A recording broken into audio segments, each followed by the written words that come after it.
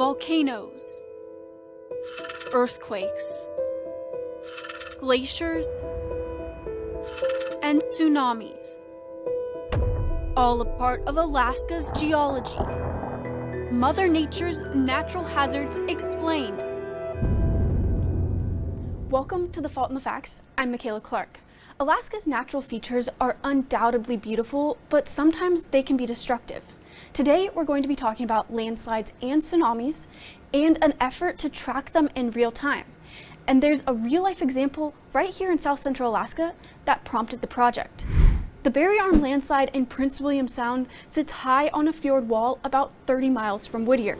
In a worst-case scenario, the land could hit the water, creating a tsunami wave that rivals the size of the world's tallest tsunami. While that wave height would be localized, smaller, damaging waves could hit Whittier and other coastal communities within 20 minutes. We now know Whittier likely would not see extensive flooding, but once this method is developed enough to get a warning out, it could give people time to evacuate the harbor area.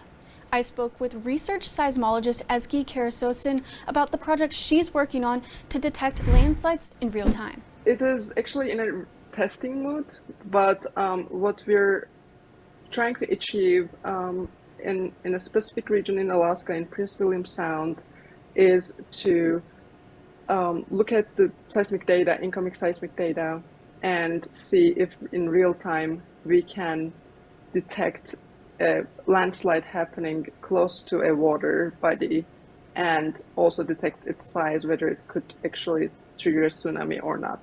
So we have this approach that's been tested on historical data, meaning historical landslides that we know that happened. And once that we realized it's actually working, we are now testing this in real time in the Prince William Sound area. How does it work? Are there seismic stations out there by the landslides? So we actually have a particular landslide that we are concerned about. It's the Barry Arm landslide that has the potential of that landslide was actually discovered in 2020. And then Alaska Earthquake Center installed 2 seismometers to monitor that area more closely. And there is also a wide array of monitoring that's going on in that region other than seismic stations. But our actually detection algorithm is using stations already in the Alaska Earthquake Center network, seismic stations, and it looks at stations within 200 kilometers of that area continuously every minute and searches for a landslide signal. And once it sees a landslide looking like signal, then it locates to see where actually that potential landslide can be coming from, and then it calculates its volume size. The Barry Arm landslide that you mentioned is being watched very closely.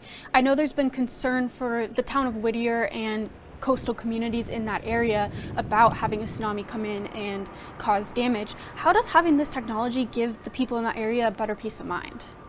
So our entire goal is to come up with an early warning for this area. So that's why we have all kinds of these monitoring tools that all of the scientists working in this project are working towards that. So having this detection approach working in a testing mode gives us the ability to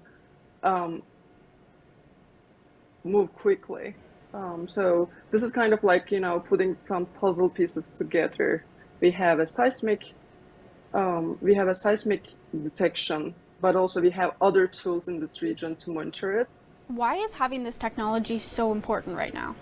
Well, it's mainly because landslides are actually getting more and more frequent with the changing climate.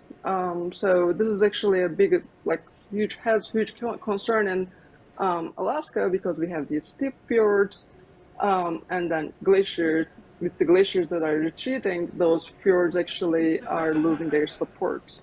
So if we were to have a landslide triggered tsunami, meaning like that huge mass actually moving into a water body, creating a tsunami, we wouldn't know about it because we don't usually monitor landslides like earthquakes. Since implementing a test version of the real-time detection, multiple landslides have been detected. Tell me about that. This is actually exciting on our end that it actually says that this approach is working, first of all, in real time.